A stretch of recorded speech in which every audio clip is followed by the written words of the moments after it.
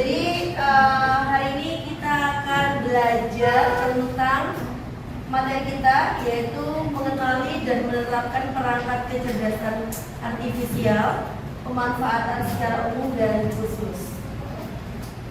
Sebelum melanjutkan ke materinya, silakan dikeluarkan dulu satu lembar kertas. Kerjakan soal pretest yang ada di depan.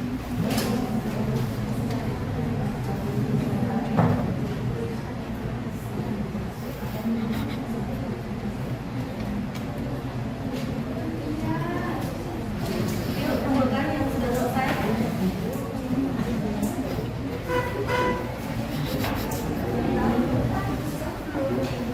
Dari belakang, kumpulkan ke depan.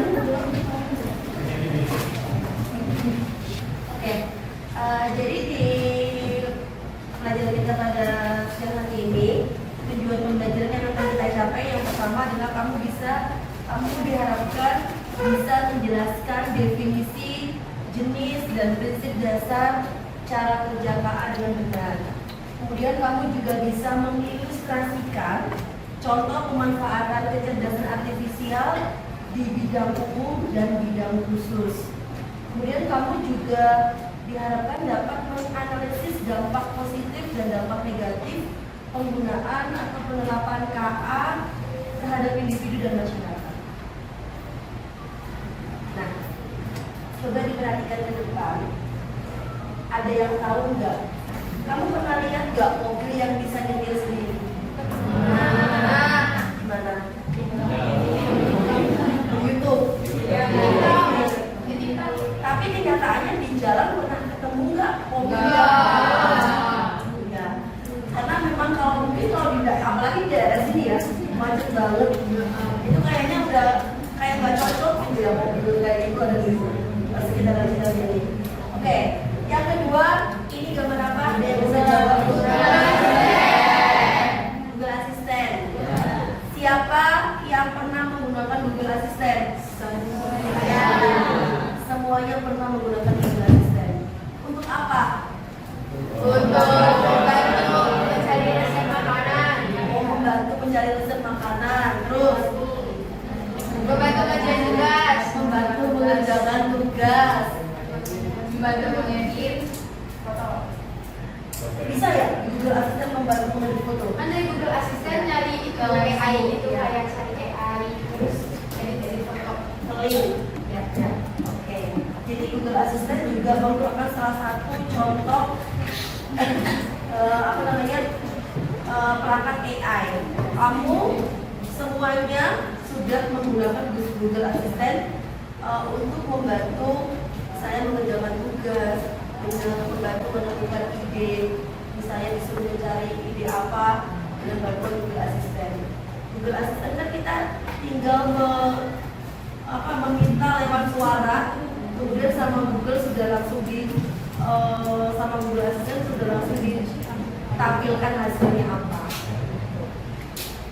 Yang berikutnya, jadi kecerdasan artifisial itu adalah cabang ilmu komputer yang berfokus pada pembuatan sistem atau program yang mampu meniru, mengeksekusi dan bahkan mengembangkan kemampuan berpikirnya dan mengambil keputusan layaknya manusia. Jadi AI itu bisa membantu kita untuk mengambil keputusan, gitu ya. Kemudian yang berikutnya adalah cara kerja AI. AI itu seperti yang tadi sudah sampaikan, AI itu bukan yang tiba-tiba langsung pintar, ya. AI itu bekerja berdasarkan data yang dia terima. Contohnya, dia misalnya kayak kunci di handphone kita, kunci untuk membuka handphone kita berdasarkan mendeteksi wajah, ya. Itu salah satu contoh juga penerapan AI.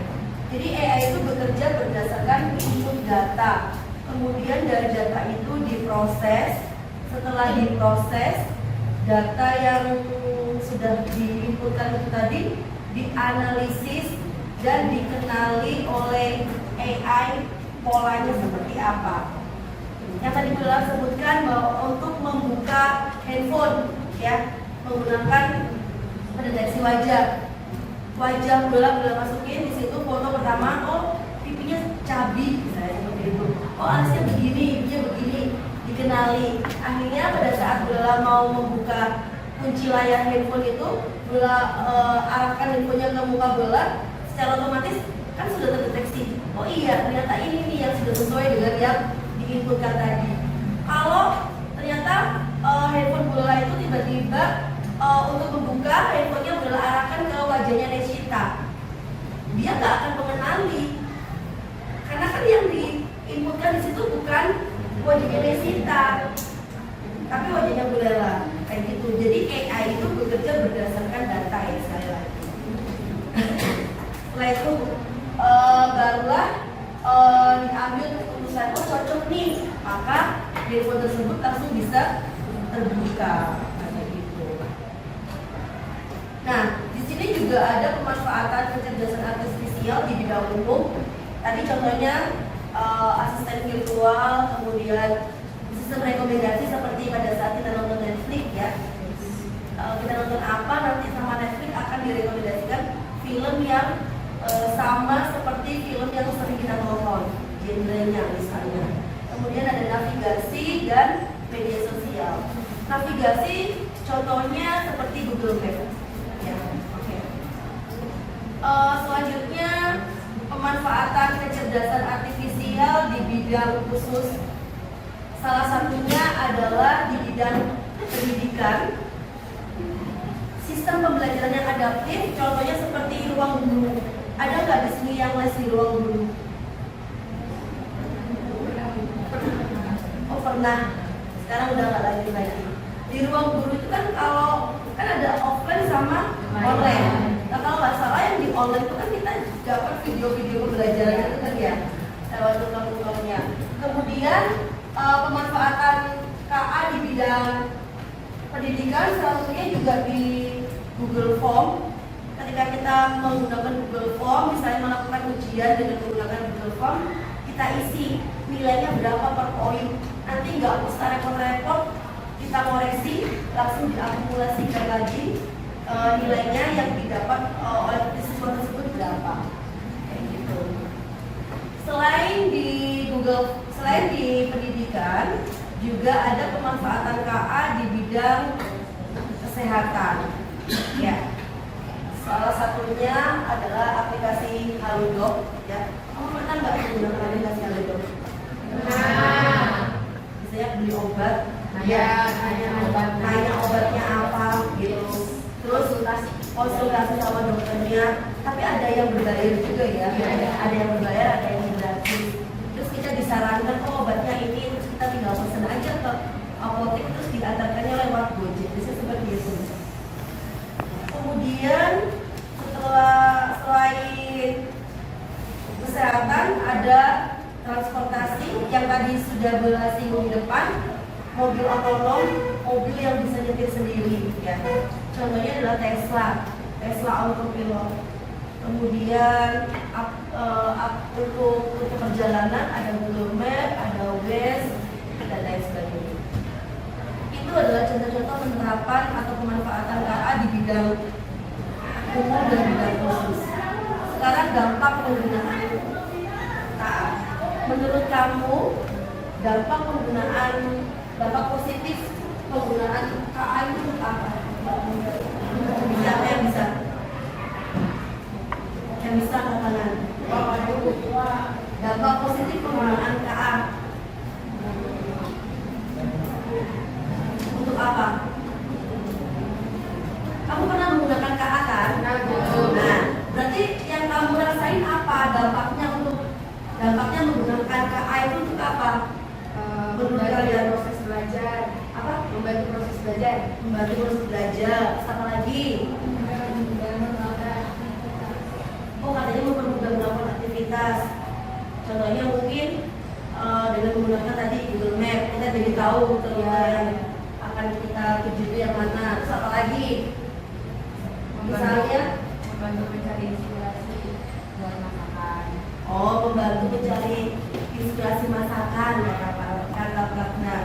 Kemudian apa lagi? Jadi teman curhat. Oh, chatbotnya bisa jadi teman curhat. Kalau kesepian, chat aja dengan chatbot itu ya. Iya. Jadi ada yang bales gitu. Oke, itu salah satu contoh dampak positif. Dan selain dampak positif juga ada dampak negatif. Dampak negatifnya apa? Ketergantungan. Oh, ketergantungan. Terus, Malas berpikir. oh jadi malas berpikir, mengandalkan KA. Terus apa lagi? Penyalahgunaan. Oh, penyalahgunaan, disalahgunain ya. Terus, misalnya dalam bidang ketenagakerjaan, oh iya, banyaknya pengangguran. Karena semua digantikan oleh AI, robot gitu ya. Oke, sampai sini ada yang ditanyakan mengenai kecerdasan artifisial? Tidak ada. Kalau tidak ada, silakan bentuk kelompok ya. Satu kelompoknya 6 orang. Beliau akan membagikan LKPD ya. LKPD seperti ini. LKPD seperti ini. Nanti silakan dikerjakan bersama kelompoknya, diskusi. Nanti kalau sudah, silakan perwakilan dua kelompok mempresentasikan hasil diskusinya di depan. Oke. Oke, baik kelompoknya terlebih dahulu.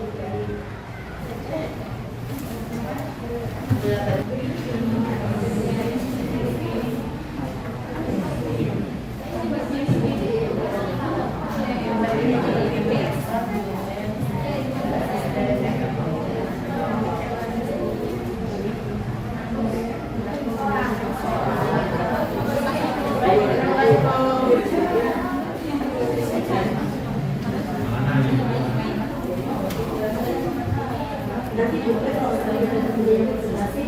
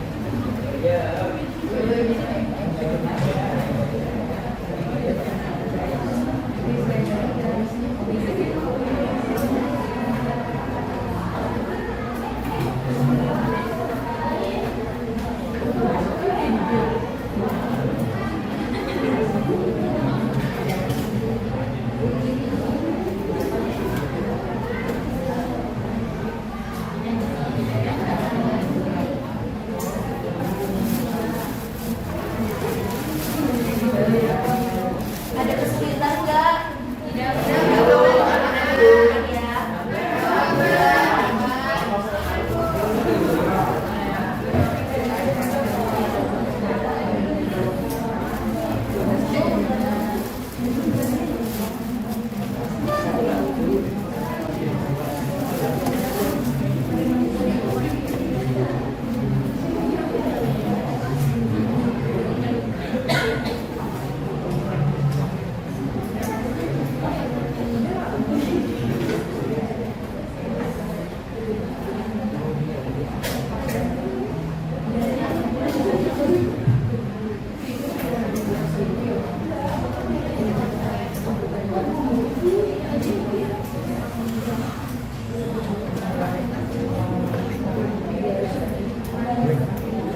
Minyak mini.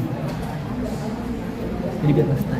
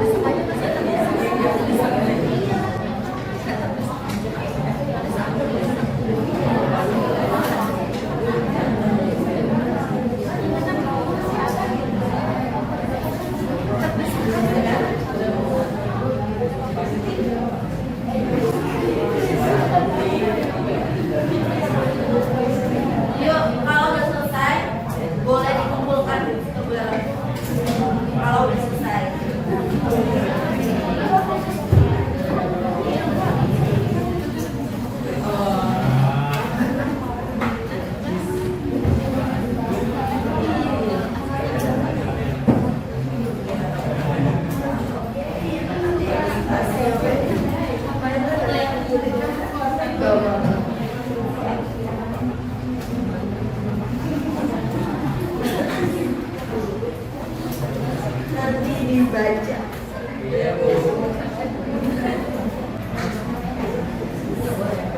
Oke, udah selesai? Sudah, Bu. Kalau udah selesai, perwakilan kelompok mana yang mau mencoba untuk mempresentasikan hasil diskusinya? Ibu. Oke, boleh.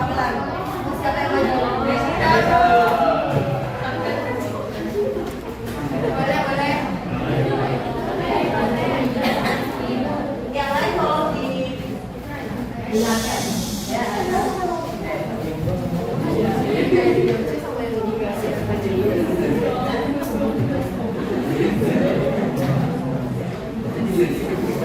diperhatikan di depan. Assalamualaikum warahmatullahi wabarakatuh. Waalaikumsalam warahmatullahi wabarakatuh. Jadi saya di sini akan mempresentasikan apa yang sudah kita kerjakan di tabel identifikasi perangkat AI pada area umum dan khusus. Jadi perangkat AI yang pertama Google Translate. Area pemanfaatannya di pendidikan. Kategorinya termasuk umum karena dapat dipakai oleh semua orang. Fungsi utamanya untuk menerjemah bahasa. Contoh penerapannya kita dapat menerjemahkan tugas bahasa Inggris di Google Translate. Yang kedua ada aplikasi Duolingo. Area pemanfaatannya juga di pendidikan. Kategorinya umum. Fungsi utamanya dapat membantu belajar bahasa asing. Contohnya kita dapat praktek listening dan speaking bahasa asing di aplikasi Duolingo. Yang ketiga yaitu seperti yang dijelaskan sama Bu Lela, mobil otonom. Contohnya mobil Tesla autopilot. Area pemanfaatannya transportasi. Kategorinya khusus. Fungsi utamanya mengemudikan secara otomatis. Contoh penerapannya mempercepat mudik karena kita nggak usah capek-capek nyetir tapi bisa setir sendiri di tol. Terima kasih. Wassalamualaikum warahmatullahi wabarakatuh.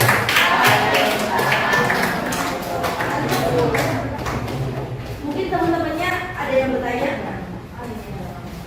Apa? Boleh Kaila. Nama saya Kaila, perwakilan dari kelompok 2. Pertanyaannya dari mulai apa yang kita sebutin tadi, menurut Nay apa yang paling berdampak dalam kehidupan? Yang paling berdampak dalam kehidupan ya. Google Translate sih bisa. Karena kan kita di Indonesia itu ada beberapa kan kita pakai bahasa Indonesia nih. Terus bahasa internasionalnya bahasa Inggris. Kan gak semua orang tuh mengerti bahasa Inggris. Dan Google Translate itu benar-benar berpengaruh buat kita membantu menerjemahkan agar kita dapat mengerjakan tugas atau berbicara dengan orang asing. Ada lagi nih yang bertanya? Ada lagi yang bertanya? Sudah cukup. Atau ada yang mau menambahkan jawabannya Naila? Kita isi tak? Mungkin atau punya jawaban yang berbeda dengan yang kita? Tidak ada. Cukup. Ini boleh diakhiri. Kurang lebih mohon maaf. Wassalamualaikum warahmatullahi wabarakatuh. Waalaikumsalam warahmatullahi wabarakatuh. Kelompok berikutnya yang mau maju boleh. Kelompoknya siapa? Boleh. Kelompoknya siapa?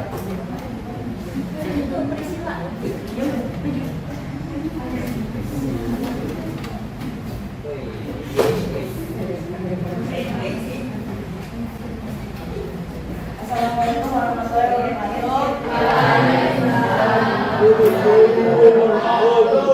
Kami dari saya dari kelompok 3 akan mempresentasikan jawaban dari kelompok kami. Yang pertama itu ada nama perangkat dari itu AI tersebut. Contohnya sama seperti Kainsta, yaitu autopilot. Contohnya itu di mobil Tesla di bidang transportasi. Kategorinya itu khusus. Fungsi utamanya untuk mengemudi. Contoh penerapannya yaitu mempermudah pengemudi dalam berkendara pada saat terdesak atau terburu-buru. Jadi kita bisa prepare di dalam mobil tersebut, tapi tetap bisa jalan. Kedua itu nama perangkatnya Google Maps. Area pemanfaatannya sama di bidang transportasi. Kategorinya umum. Fungsi utamanya saat mengemudi juga. Contoh penerapannya mempermudah para pengemudi saat mencari rute yang ingin ditempuh. Terus yang ketiga, yang terakhir, Google Assistant. Area pemanfaatannya adalah asisten pribadi. Kategorinya umum, fungsi utamanya mempermudah sesuatu atau kegiatan yang ingin dilakukan. Terus contoh penerapannya mempermudah mencari informasi. Sekian dari jawaban dari kelompok kami. Ada yang ingin ditanyakan? Ada yang mau bertanya enggak? Ya, ini kelompok 2 saya. Pertanyaan itu, apakah ada resiko dari penggunaan AI dalam kehidupan sehari-hari? Bisa menjawab. Dampaknya itu ada karena adanya ketergantungan penggunaan AI dalam kehidupan sehari-hari dan banyak yang menyalahgunakan AI bagi para pekerja dan menyebabkan resiko banyaknya pengangguran. Bagaimana jawabannya? Baik, terima kasih atasnya. Sekian dari saya. Wassalamualaikum warahmatullahi wabarakatuh.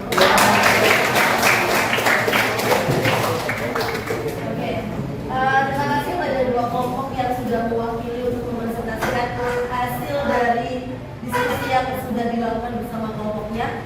Jadi setelah mendengar hasil penyampaian dari teman-teman tadi, apa yang dapat kita simpulkan mengenai apa yang kita pelajari pada siang hari ini? Oleh Rashida. Yang dapat disimpulkan dari pembelajaran hari ini bahwa AI itu dapat membantu kita untuk melakukan aktivitas apapun maupun belajar ataupun apapun itu, tapi harus penggunaannya tepat. Karena kalau disalahgunakan kita dapat ketergantungan AI itu, jadinya kita malas berusaha, malas belajar, malas mikir, maunya yang instan-instan. Oke. Ada lagi yang mau menyampaikan apa yang kita pelajari pada siang hari ini?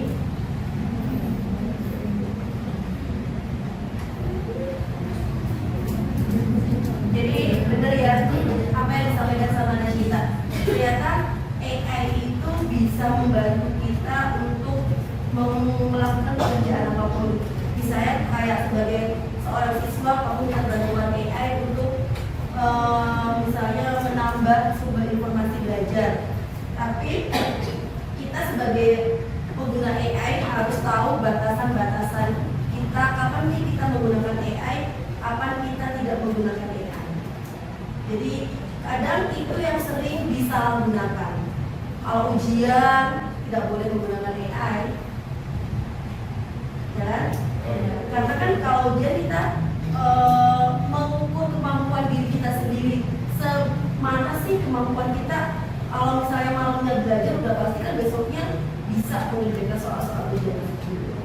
Jadi sekali lagi, ternyata selama ini kita sudah menggunakan AI dalam kehidupan kita sehari-hari. Sebagai contohnya tadi Google Assistant, kemudian ada ChatGPT, kemudian ada Canva AI, banyak sekali macam-macamnya. Yang jelas, yang harus digarisbawahi adalah kita harus tahu batas atau etika kita ketika menggunakan AI itu sendiri. Sampai sini ada yang ditanyakan sebelum berakhir? Cukup ya. Jangan lupa minggu depan bawa laptop, satu kelompok, satu laptop, bisa apa satu kelompok laptop, karena kita akan belajar menggunakan perangkat-perangkat AI yang tadi seperti dicontohkan, seperti Sora dan lain sebagainya. Satu kelompok satu laptop ya kalau bisa. Terus jangan lupa kamu juga mengeksplor aplikasi-aplikasi yang lain, perangkat-perangkat AI yang lain yang ada di internet, baik offline maupun online. Oke? Kalau tidak ada yang ditanyakan, terima kasih. Assalamualaikum warahmatullahi wabarakatuh.